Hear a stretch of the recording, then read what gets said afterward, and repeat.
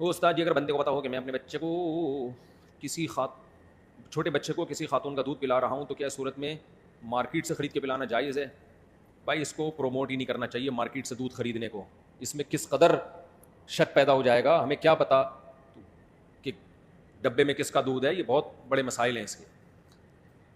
اس چیز کو پروموٹ نہ کریں. یہ انسان ہے, کوئی یہ گائے بھینسیں نہیں ہے کہ ان کا دودھ اس طرح سے ڈبوں میں بکنا شروع ہو جائے. اور کچھ چیزیں ہمارے ہاں پہلے سے فرض کر لی جاتی ہیں.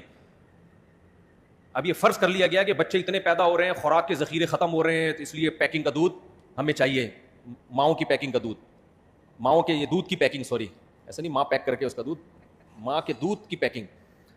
تو کچھ چیزیں فرض کر لی گئی ہیں, تو وہ خام خواہ میں فرض کر لی گئی ہیں.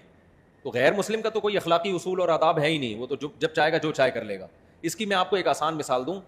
کراچی میں سمندر میں اتنی فش پیدا ہوتی ہے کہ ہم جب بھی فشری گئے ہیں, یہ مچھلی کھانے کا ہم نے ارادہ کیا ہے, انتہائی سستے داموں بہت بڑی بڑی مچھلی کی لاٹ ہم اٹھا کے لے آتے ہیں. ایسا ہے کہ نہیں ہے؟ لیکن جو کاروباری لوگ ہیں نا, سرمایہ دار لوگ, انہوں نے کہا آپ کا پروفٹ اور زیادہ ہونا چاہیے, تو مچھلیوں کی فارمنگ شروع کر دی انہوں نے. ہمارے سامنے یہ کام ہوا ہے. مچھلیوں کا قحط کبھی بھی نہیں پڑا کراچی میں, مچھلی اور بہت سستے ریٹ پہ. لیکن تاجر نے کیا کیا کہ اور کم خرچے میں زیادہ پروڈکٹ کیسے, تو فشنگ کی فارمنگ شروع ہو گئی. ایسا ہوتا ہے کہ نہیں ہوتا؟ اب جب فارمنگ ہو رہی ہے تو اب لوگ آہستہ آہستہ کس پہ آ رہے ہیں؟ فارمنگ پر. وہ جو مچھیرا جاتا تھا سمندر میں اتنا لمبا چوڑا چکر لگا کے, اس نے کہا ابے ادھر سے خرید کے ادھر بیچو, بہت سستے میں ٹھیک ٹھاک پروفٹ ہے. اب جب آہستہ آہستہ تاجر لوگ اس فارمی مچھلی پہ آ جائیں گے تو سمندر میں مچھلی نکالنا کم, پھر لوگوں کے ذہن پہ ایک بھوت سوار ہو جائے گا, ایک پروپیگنڈا ہوگا کہ یار آبادی اصل میں اتنی بڑھ گئی ہے کہ اب سمندر کی مچھلی ہمارے لیے کافی نہیں ہے. تو کچھ چیزیں ایسی ہیں جو ہم پہلے خود بخود فرض کرتے ہیں, ان فرضی چیزوں کی بیس پہ ہم کام شروع کرتے ہیں, پھر ہم اس پہ ڈیپینڈ کرنا شروع کر دیتے ہیں. پھر ہم کہتے ہیں یار اگر یہ فارمی مچھلی بند ہو جائے تو اتنی آبادی کو کون مچھلی کھلائے گا, حالانکہ اب تک سمندر کھلا رہا تھا. صحیح ہے نا؟ تو یہ سرمایہ دار کی ہوس ہوتی ہے. تو اسی طرح اب تک جتنے بچے پیدا ہو رہے ہیں وافر مقدار میں ماؤں کا دودھ ان کو مل رہا ہے, جن کو ماں کا نہیں ملتا بازار میں ڈبے کا مل جاتا ہے. ایسا کوئی ہمارے ملک میں قحط نہیں پڑا ہے. لیکن ایک چیز کو فرضی طور پہ کر کے وہ ڈبوں کا دودھ, ڈبوں کا ماؤں کا دودھ بھی جو ہے نا وہ پیک ہونا چاہیے, یہ ہونا, تو آہستہ آہستہ لوگ اس پہ ڈیپینڈ کرنا شروع کر دیں گے. تو نتیجہ یہی نکلے گا کہ لوگ کہیں گے یار دیکھو اگر اتنی آبادی ہے, اگر یہ نہ ہوتا.